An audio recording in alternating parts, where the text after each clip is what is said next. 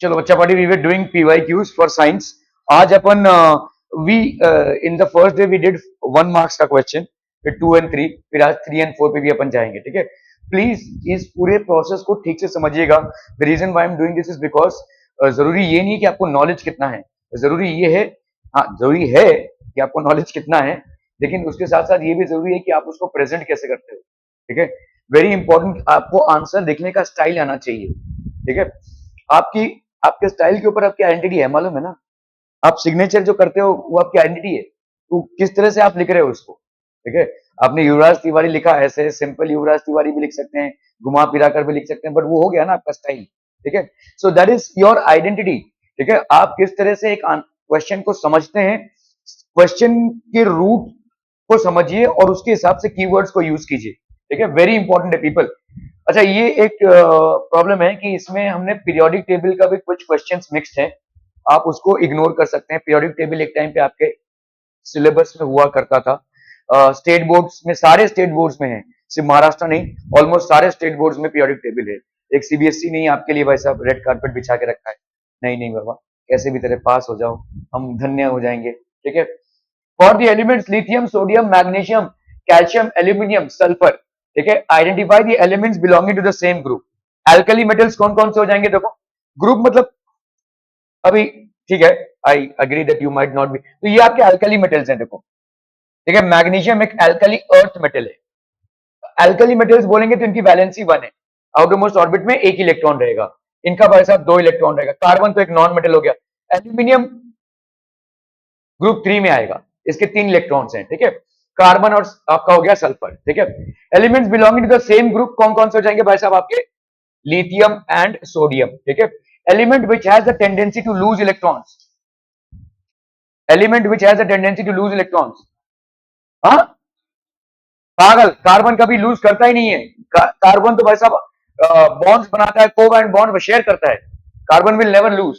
जितने भी मेटल्स होंगे they all will lose electrons. तो आपके क्या क्या हो जाएंगे बोलो, एलिमेंट्स, तो ये हो गया आपका लिथियम, पोटेशियम, मैग्नीशियम और एल्यूमिनियम भी।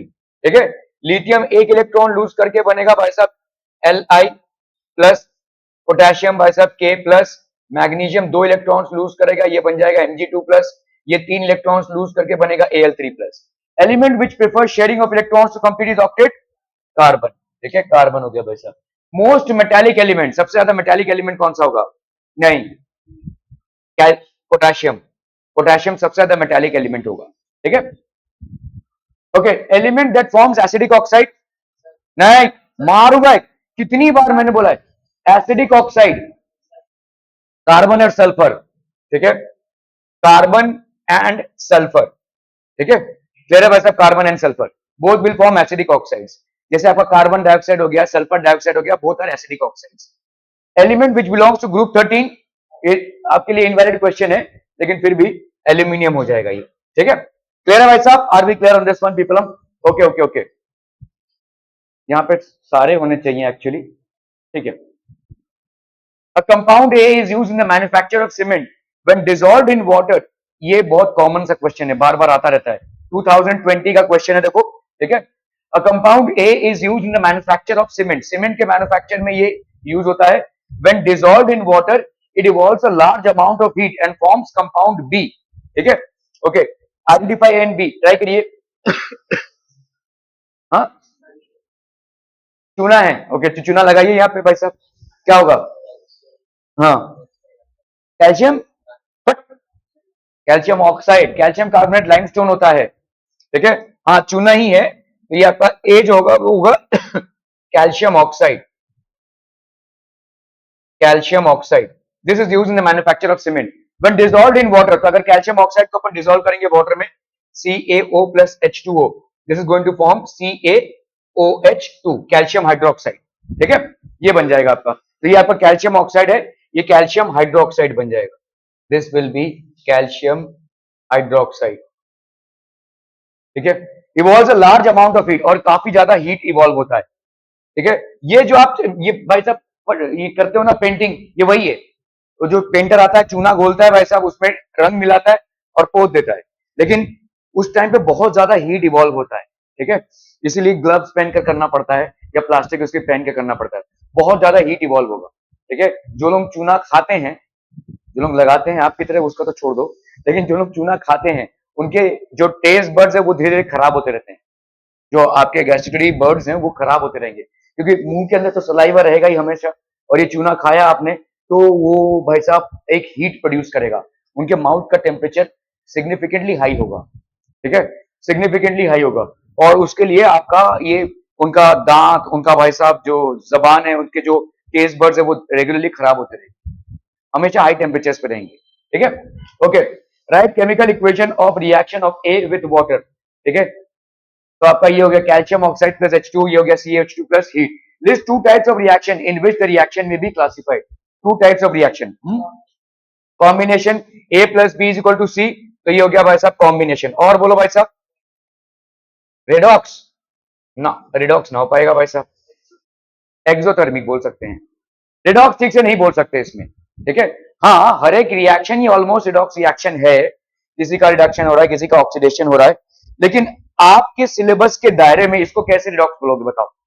मैं तुमको समझा सकता हूं कि रिडॉक्स रिएक्शन है, लेकिन वहां पे इलेक्ट्रॉन ट्रांसफर का कॉन्सेप्ट इन्वॉल्व है, लेकिन तुम्हारे सिलेबस के दायरे में दो ही चीजें, या तो भाई साहब ऑक्सीजन का एडिशन या रिमूवल, हाइड्रोजन का एडिशन या रिमूवल, मेटालिक एलिमेंट का एडिशन या रिमूवल, नॉन मेटालिक एलिमेंट का एडिशन या रिमूवल। तुम बताओ कैसे इसको डिफाइन करोगे, नहीं कर पाओगे, ठीक है।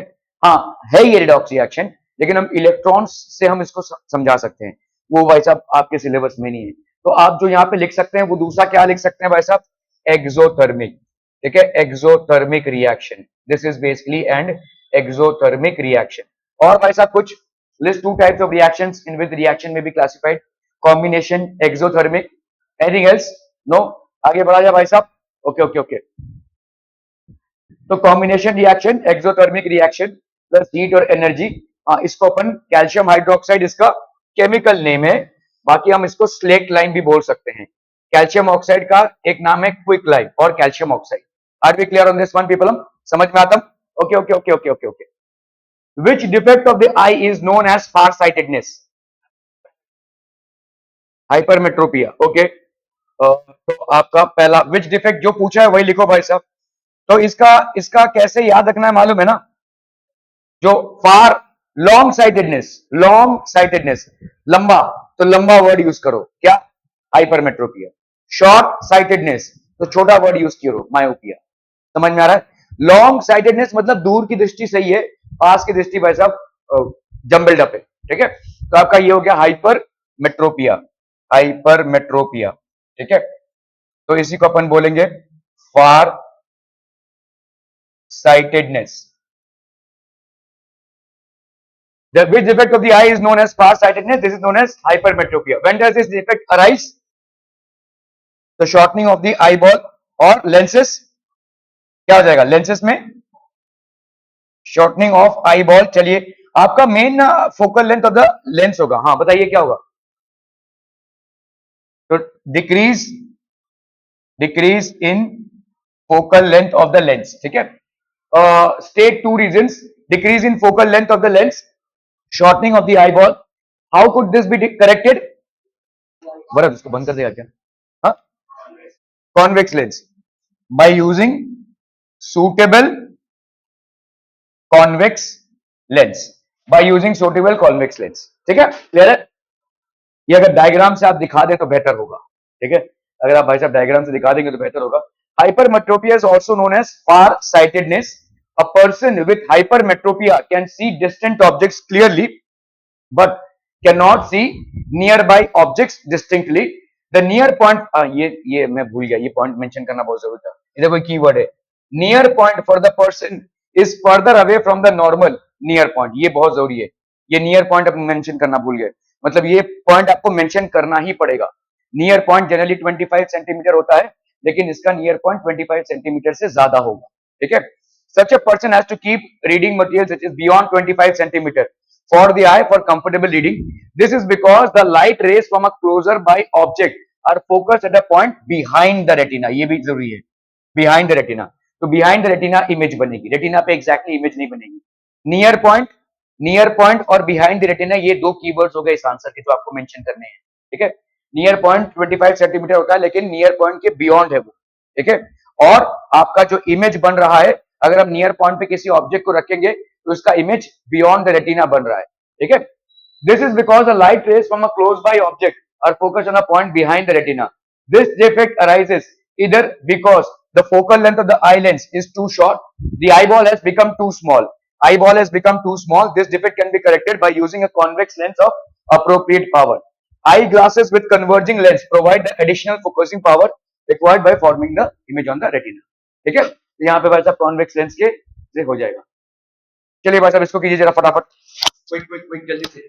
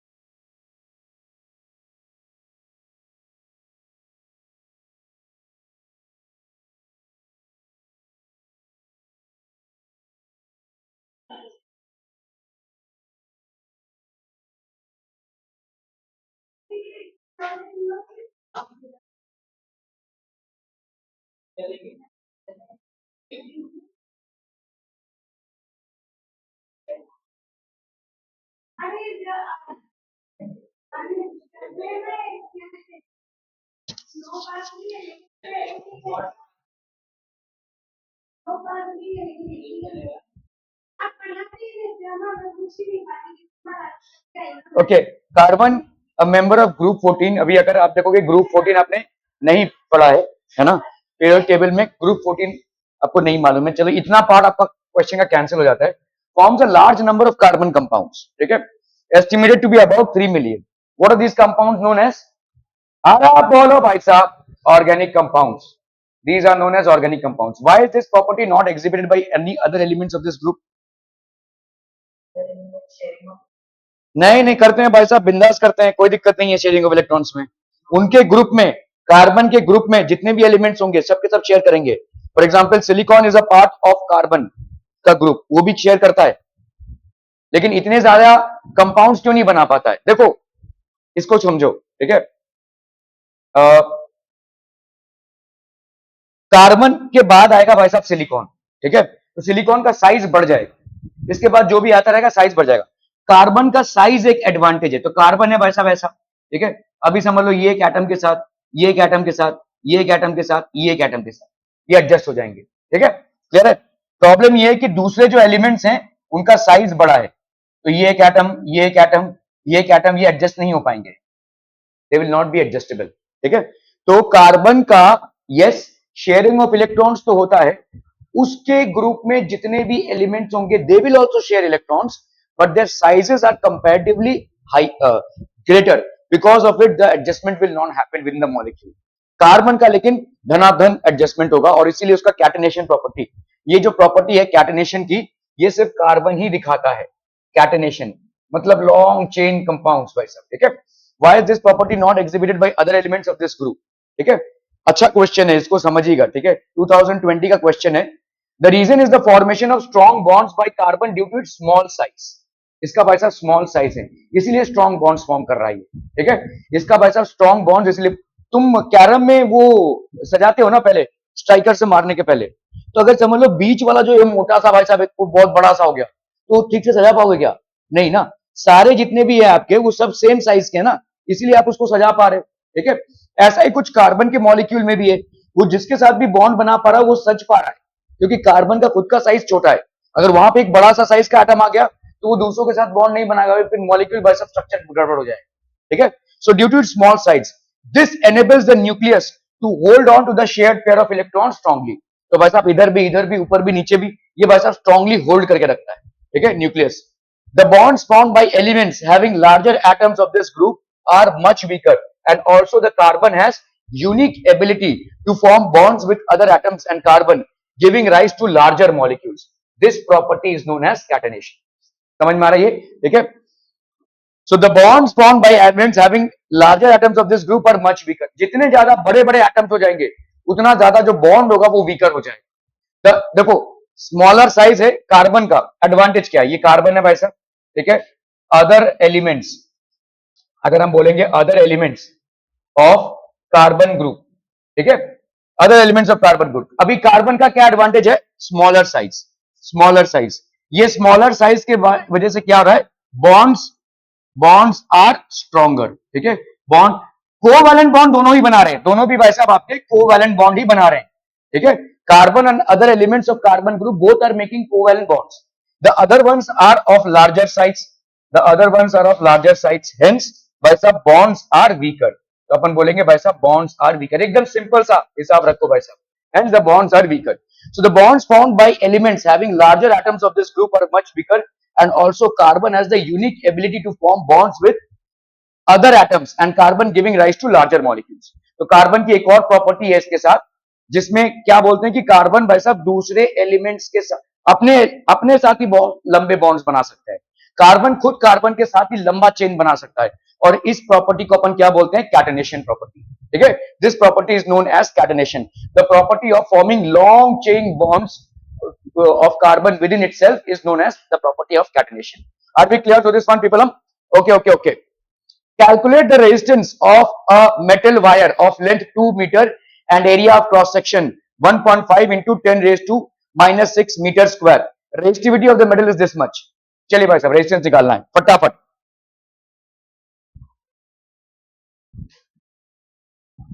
रेजिस्टेंस का फॉर्मूला है, बोलिए इरशाद. तू पढ़ नहीं रहा है, मैं बता रहा हूं, तू बिल्कुल भी नहीं पढ़ रहा है. तू बता.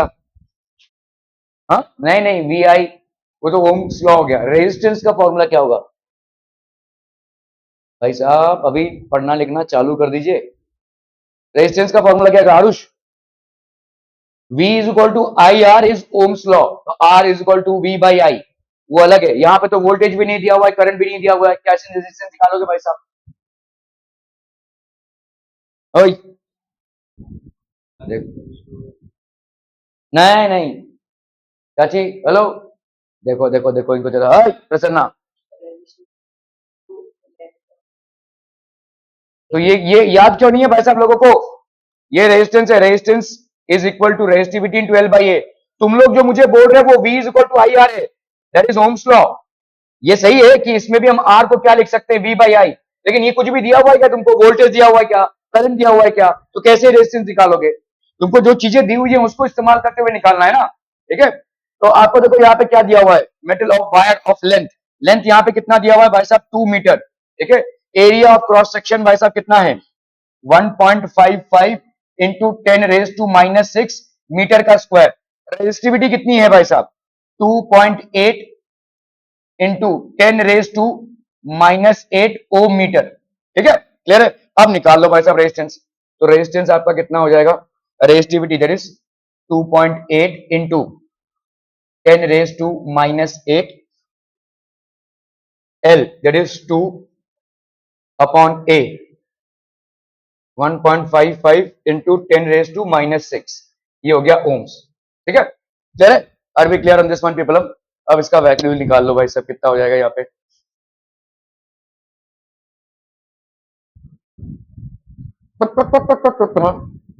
1.55, गंदा कैलकुलेशन है यार.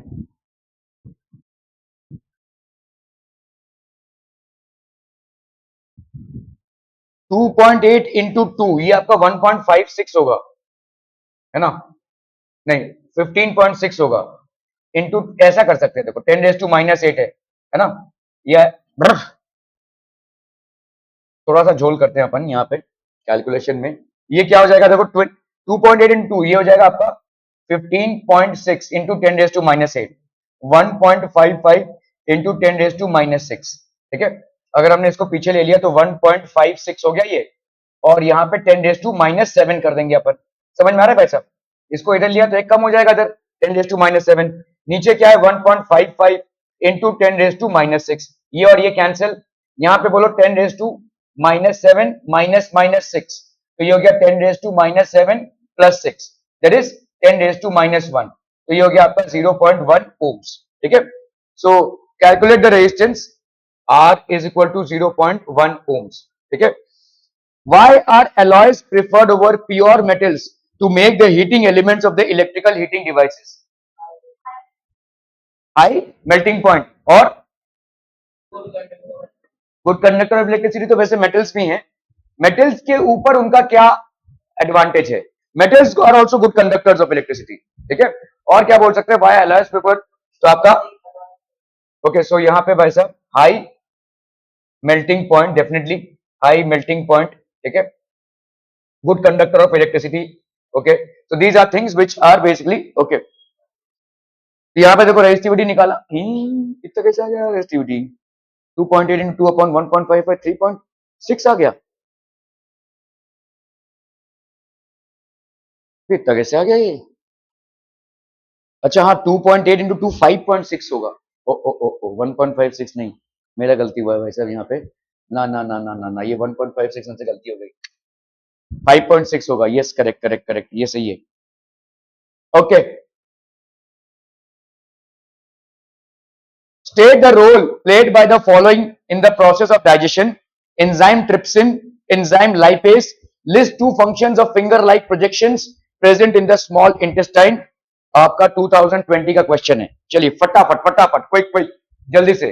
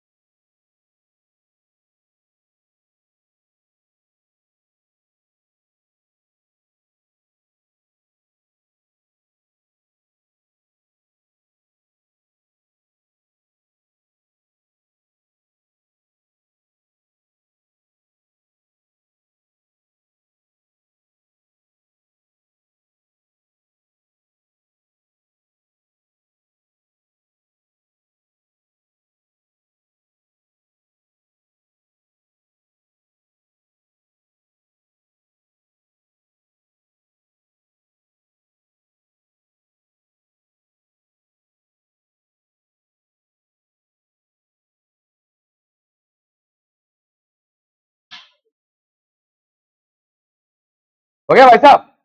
Done done done. What would be the answers? Anyone? I trypsin.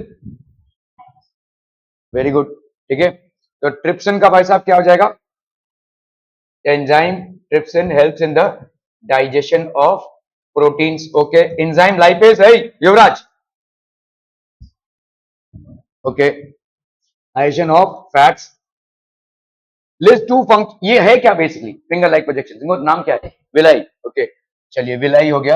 And what is the reason? Okay. बहुत बढ़िया, बहुत बढ़िया. तो increase in surface area. Okay. Increase in surface area और अब्जॉर्प्शन. बहुत बढ़िया. अब्जॉर्प्शन. ठीक है. ये विलाई मतलब उसकी तरह होता है. ये जो हमारे डोर मैट्स होते हैं ना, ये वाले नहीं, जो वैसे वाले आपने देखे होंगे प्लास्टिक वाले, तो उसमें ऐसे तो आप जब जूता ऐसे करते हैं तो आपके जूते के अंदर जो मैल होता है उसमें अटक जाता है. ठीक है. तो वो ऐसे फिंगर लाइक प्रोजेक्शंस होते हैं. वो आप जैसे जूता उसके ऊपर घिसेंगे तो जूते के स्टड्स में जो आपके मैल छुपे हुए हैं उसके अंदर आ जाएंगे, वो अब्सॉर्ब कर लेंगे उसको. ठीक है. So that is what villi place as a role. 2020 का क्वेश्चन है बच्चा बाड़ी. Okay okay okay. Enzyme trypsin helps in the digestion of proteins.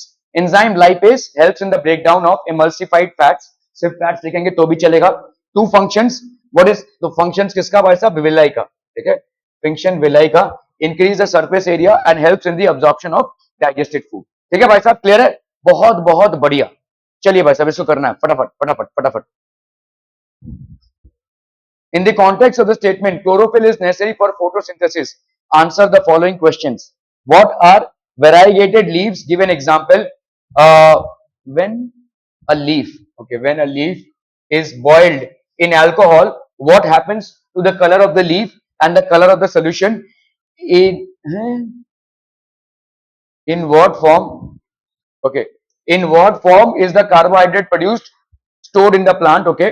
Why chlorophyll is necessary for photosynthesis? चलिए भाई साहब इसको करना है भाई साहब फटाफट फटाफट.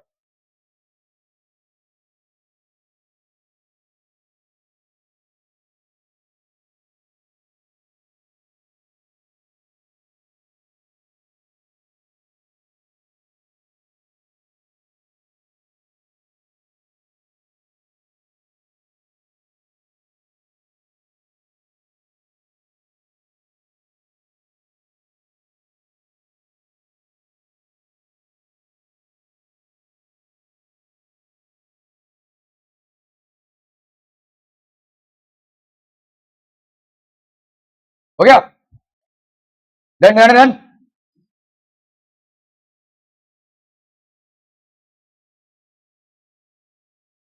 बोलिए भाई साहब वेराइगेटेड लीव्स क्या होते हैं? What are variegated leaves? बोलिए बोलिए बोलिए. संकेत. नहीं मालूम. ये मनी प्लांट देखा है? मनी प्लांट तो उसका पूरा पूरा हरा होता है या पत्ता थोड़ा थोड़ा येलो ऐसा रहता है. ठीक है. तो वो येलो जो पोर्शन होगा या जो कुछ कुछ पत्ते में व्हाइट रहेगा पोर्शन ऐसा. ठीक है. वो हरे पत्ते के बीच में जो ऐसे रहते हैं वहां पे क्लोरोफिल नहीं रहता है. ठीक है.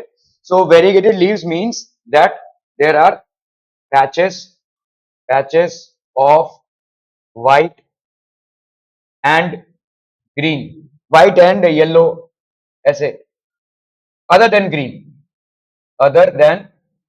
Green on leaves. ठीक है.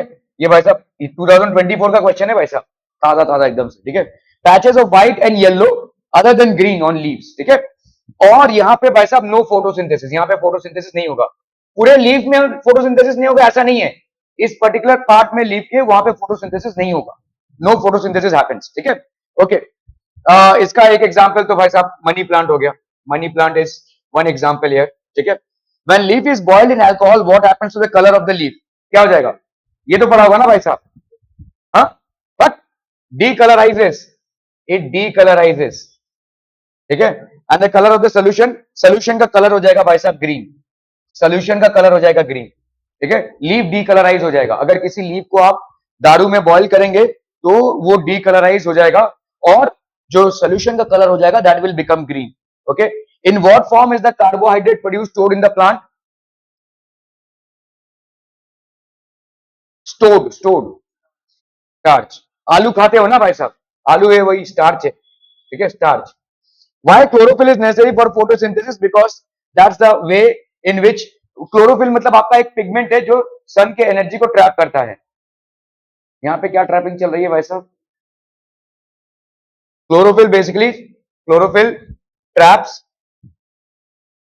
sun's energy for photosynthesis, ठीक है?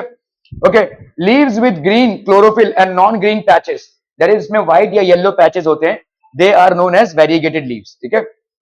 These are known as variegated leaves, leaves with green और नॉन ग्रीन पैचेस। तो ग्रीन मैंने व्हाइट, चलिए व्हाइट और येलो पैचेस, तो लीव्स विद ग्रीन, ग्रीन भी होगा उसमें और नॉन ग्रीन पैचेस भी होंगे। So leaves which will have both green and non-green patches are known as this. Croton, money plant, etc. Leaf becomes colorless. जैसे दारू में आप उसको उबालेंगे तो लीफ कलरलेस हो जाएगा. The solution becomes green. Starch, chlorophyll helps the plants to absorb energy of the sunlight for the process of photosynthesis. Are we clear? बहुत बहुत बढ़िया. चलिए भाई साहब इसको करना है फटाफट.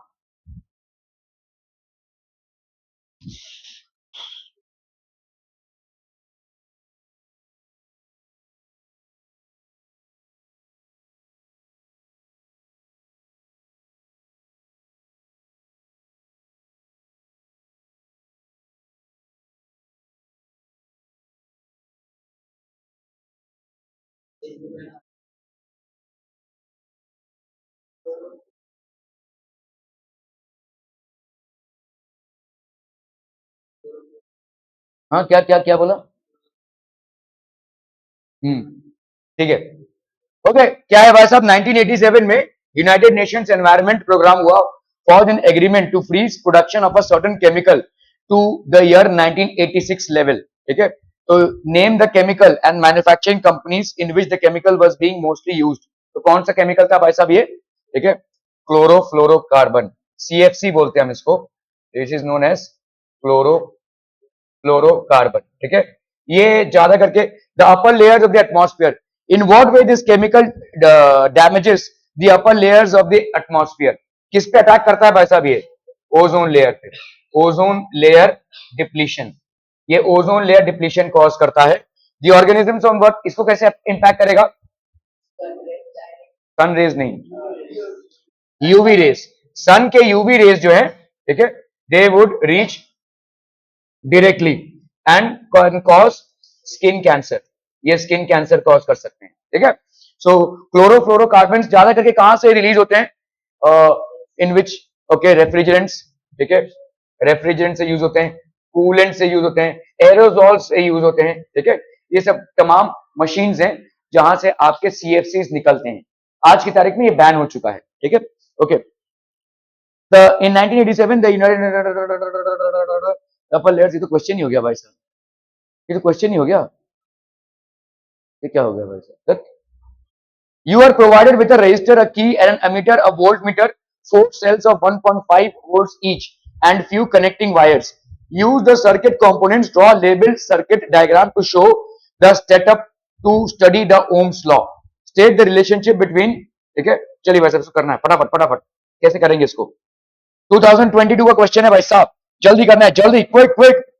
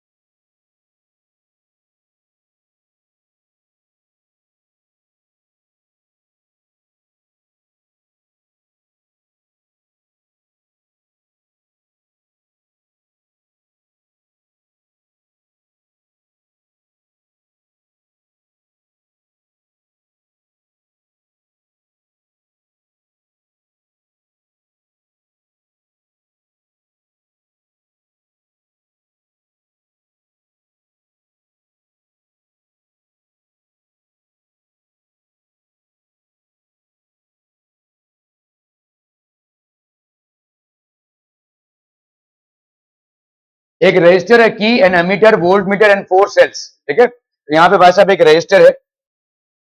This is basically a resistor, ठीक है? अ की एंड अमीटर. अमीटर को हम हमेशा सीरीज में ही कनेक्ट करेंगे, ठीक है? अ वोल्ट मीटर, वोल्ट मीटर को कैसे कनेक्ट करेंगे? ऐसे, वोल्ट मीटर भाई साहब इसको मेजर कर रहा है, ठीक है। ओके, 4 सेल्स ऑफ 1.5, तो 4 सेल्स है भाई साहब, ऐसे कनेक्ट कर दो, ये 1.5, 1.5, 1.5 और ये 1.5, ठीक है। And a few connecting wires, ये आपका हो गया भाई साहब connecting wires. Use the circuit component, draw label diagram to show the setup to study Ohm's law, ठीक है। तो आपका ये रजिस्टर हो गया, ये हो गया आपका रजिस्टर, ये हो गया की। ये की को आप इधर भी लगा सकते हैं, एमीटर को भी इधर लगा सकते हैं, कोई दिक्कत नहीं है। सिर्फ आपको ये देना है कि आपका जो रजिस्टर है उसके पैरेलल में रहेगा volt meter, the register will be parallel to the volt meter, ठीक है। State the relationship between potential difference, okay, across the register and the current. अच्छा, draw label circuit diagram using the circuit components, draw a label circuit diagram to show the setup to study Ohm's law. Okay, study the relationship between potential difference and the current flowing through it. State the relationship. Relationship भाई साहब क्या है? V is directly proportional to R. I, ये हो गया भाई साहब आपका ओम्स लॉ, ठीक है, जिसको अपन क्या लिख सकते हैं, V is equal to IR, ठीक है। और क्या है भाई साहब आपका, अगर आपने इसको डायग्राम ड्रॉ किया, आपने यहाँ पे I को प्लॉट किया हुआ है किसके साथ, V के साथ, तो आपको एक स्ट्रेट लाइन मिलेगा, ठीक है। With V on the X axis and I on the Y axis, you will get a straight line. Okay, so this is how it will look. अच्छा, वो ऐसे निकाला हुआ है इसका, ठीक है। तो आपका 6 वोल्ट हो गया ये। अमीटर की देखिए यहाँ पे, वोल्ट मीटर को आपने ऐसे लगा होगा, ठीक है। इसको ऐसे अलग से लगाने की जरूरत नहीं है, आप सीधा इसको ऐसे भी डाल सकते हैं।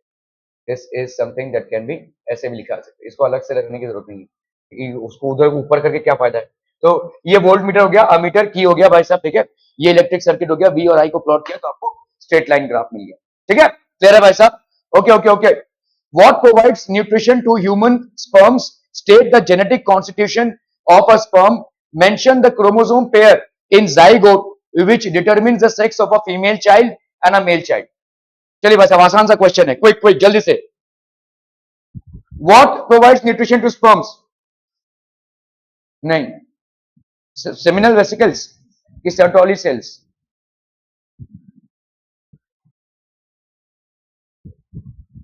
जेनेटिक कॉन्स्टिट्यूशन क्या होगा स्पर्म का? हाँ, एक्स वाई, गुड, ठीक है। Mention the chromosome pair present in zygote which determines the sex of a female child. Female child x x, male child, ठीक है। तुमको मालूम है हम मेल्स शायद लुप्त हो जाएंगे कुछ कुछ सालों में। We are on the verge of getting extinct. हाँ सच है।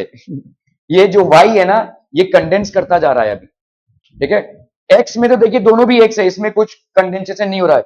ये वाई जो है ये धीरे धीरे कंडेंस करता जा रहा है हमारे एवोल्यूशन में।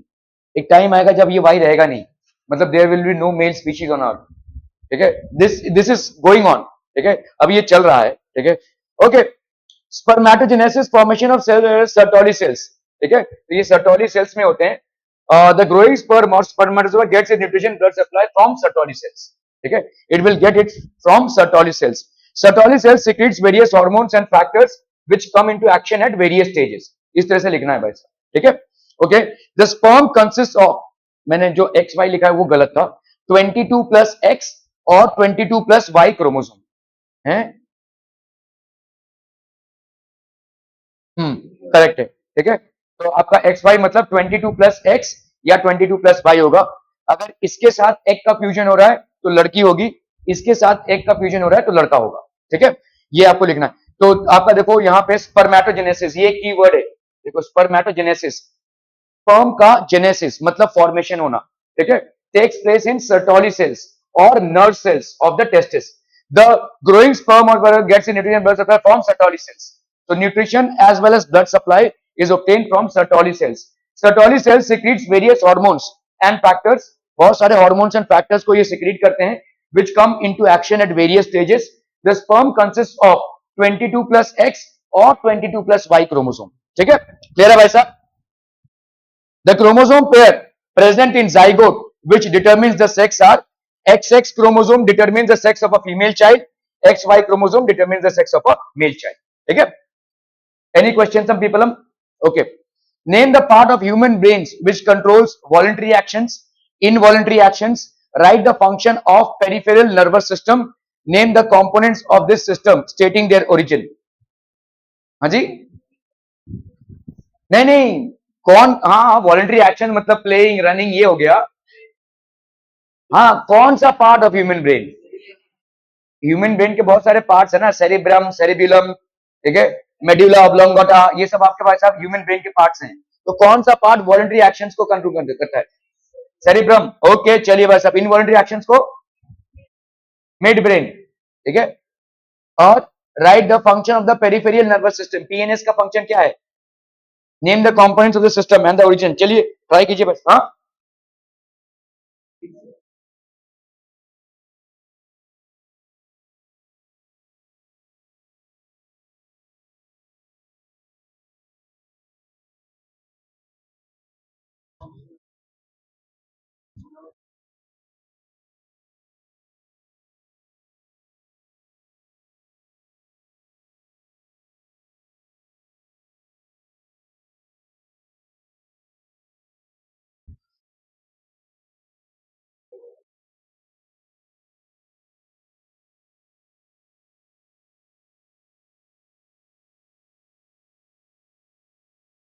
हो गया। क्या हो जाएगा? वॉलंटरी फंक्शन कौन कंट्रोल करता है भाई साहब?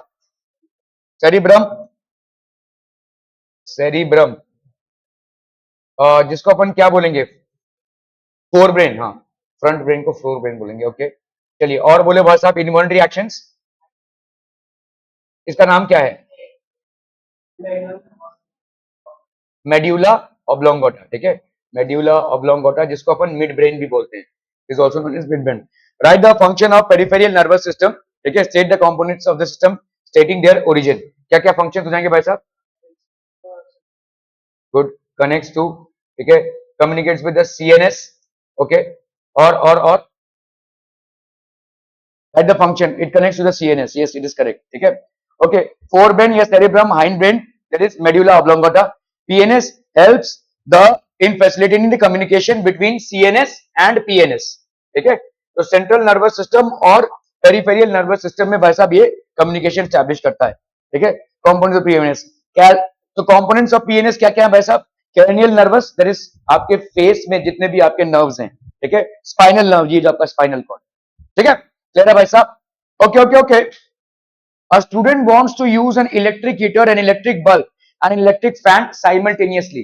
ठीक है, how should these gadgets be connected with the mains? Justify your answer. Parallel, very good. ठीक है, parallel, reason?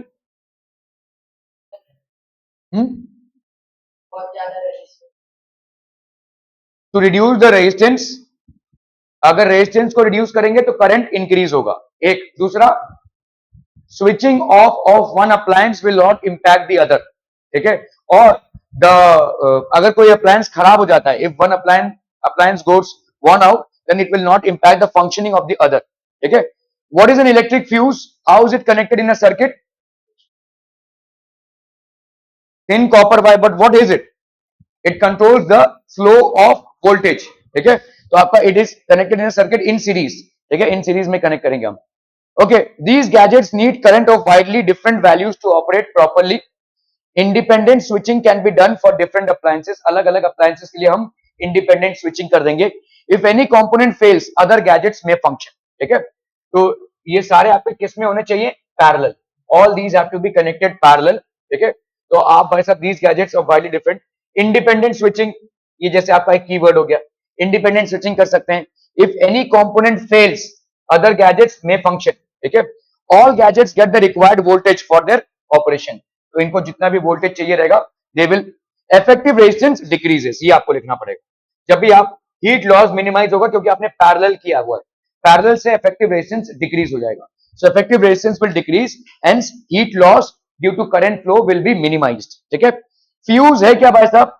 Essential safety device, ये देखिए आपका कीवर्ड है, used to save electrical circuits from over current and short circuiting, over current and short circuiting, ये आपके keywords हैं। Make it completely useless. Fuse is always made from metal because they are the best conductors of electric current and are readily available. Fuse is connected in series at the beginning of the circuit. Okay, at the beginning of the circuit. The purpose of fuse is to prevent overcurrent from damaging the load or other parts of the current. ज्यादा current भाई साहब आपका damage ना कर दे, ठीक है। The purpose of the fuse is to prevent over current from damaging the circuit और अदर अप्लायंसेस, ठीक है। A person is suffering from an eye defect in which the far point of the eye is nearer than infinity, ठीक है। तो कौन सा defect हो जाएगा, ये मायोपिया। इसको क्या है भाई साहब, शॉर्ट साइटेडनेस है, मतलब इसका जो पास की दृष्टि है वो सही है, तो शॉर्ट साइटेडनेस मतलब शॉर्ट वर्ड यूज करेंगे, myopia. List two main causes, elongation of the eye ball और द लेंसेस, ठीक है। फोकल लेंथ क्या हो जाएगा, okay. Draw ray diagram to show this defect and correct with a suitable lens. तो आपका देखो डिफेक्ट इज मायोपिया और short sightedness, two causes, excessive curvature of the eye lens, ये कर्वेचर काफी, ये आई लेंस है, देखो इसका कर्वेचर बढ़ जाए, या elongation of the eye ball, ये elongation of the eye ball बढ़ गया, ठीक है। इसको अपन करेक्ट कैसे करते हैं भाई साहब, by using a suitable convex lens, ठीक है। The pH of the sample of tomato juice is 4.6. How is this juice likely to be in taste? Acidic होगा भाई साहब, तो एसिड का टेस्ट क्या होगा, सा, नहीं, बिटर नहीं होगा। टमाटर भाई साहब खट्टा होता है, कभी रसोई पकाई है तो टमाटर क्यों देते हैं हम, ताकि खट्टापन आए, ठीक है। आप जब टमाटर का तड़का लगाते हैं तो इसका मतलब वो खट्टापन आता है, ठीक है। Okay, so sour taste, give reason, because acids have a sour taste, 4.6 is below 7, तो anything between 0 to 7 is acidic, ठीक है। तो ये how to differentiate between a strong acid and a weak base in terms of ion formation in aqua solution, ठीक है। तो आपका भाई साहब अगर स्ट्रॉन्ग एसिड है तो 100% डिसोसिएशन होगा, 100% डिसोसिएशन, लेट्स से HCl, ये पूरा का पूरा भाई साहब H प्लस HCl माइनस होगा। अगर वीक बेस है, वीक बेस एक ही एग्जांपल है अमोनियम हाइड्रोक्साइड, ठीक है, ये आपका भाई साहब 100 less than 100% dissociation, less than 100% dissociation होगा, मतलब all will not form ions, ठीक है। सो यहां पे भी आयंस बनेंगे, दैट इज NH4 प्लस के और OH माइनस के, but not all will form ions. Are we clear, ठीक है। The acid rain can make the survival of aquatic animals difficult. How? Acid rain could make the survival of the aquatic animals difficult. Why? So what will happen is that they will fall on water in which the aquatic animals are, and they will turn it acid, okay, because of which their survival will become difficult, okay. Okay, tomato juice with a pH of 4.6 is considered acidic. In terms of taste, the tomato juice with pH of 4 as sour, ठीक है। Tartaric acid हम बोलते हैं, actually tomato juice का acid को हम tartaric acid बोलते हैं, ये एक एडिबल एसिड है, आप खा सकते हैं इसको, ठीक है। Okay, the reason for this is that acidic substances with a low pH tend to taste sour और tart, this is because acidic pH stimulates taste receptors on the tongue that are sensitive to, ये बढ़िया है भाई साहब, ठीक है। Acidic pH जो है ये हमारे जबान पे ऐसे टेस्ट रिसेप्टर्स को एक्टिवेट करता है which are sensitive to sourness, ठीक है। This is the answer that you need to write, ठीक है। सो एसिडिक पीएच जो है that stimulates taste receptors in a tongue which are sensitive to sourness, ठीक है। Strong acids completely ionize in aqueous solution to form ions, for example जैसे hydrochloric ion, hydrochloric acid, sulphuric acid and nitric acid are strong acids, whereas weak bases only partially ionize in aqueous solution to form ions, ठीक है। जैसे आपका भाई साहब यहाँ पे weak base हो गया अमोनियम हाइड्रोक्साइड, ठीक है। Acid rain lowers the pH of water bodies, making them more acidic. This increased acidity can directly harm aquatic animals by damaging their gills, skin and other tissues. ठीक है, तो यहाँ पे भाई साहब damaging their body parts हम लिख सकते हैं, gills, skin and other tissues. Also, acidification of water bodies can lead to reduced oxygen levels, as acidic conditions can inhibit the ability of water to hold dissolved oxygen. ये हमने mention करना भूल गया भाई साहब, ठीक है। डिजोल्व ऑक्सीजन की जो कैपेसिटी है, वैसे ही वाटर में कम ऑक्सीजन डिजोल्व होता है, ऊपर से भाई साहब उसको आपने एसिडिक बना दिया तो और ज्यादा कम वाटर में ऑक्सीजन डिजोल्व होगा, ठीक है।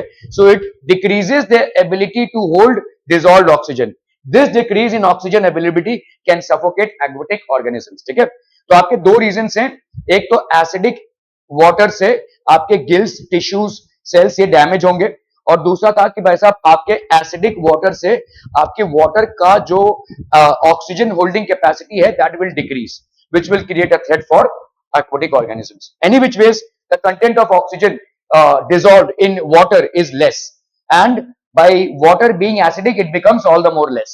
Okay. Okay, ये ठीक है, इसको हम कल करेंगे. Thank you so much for your valuable time, people.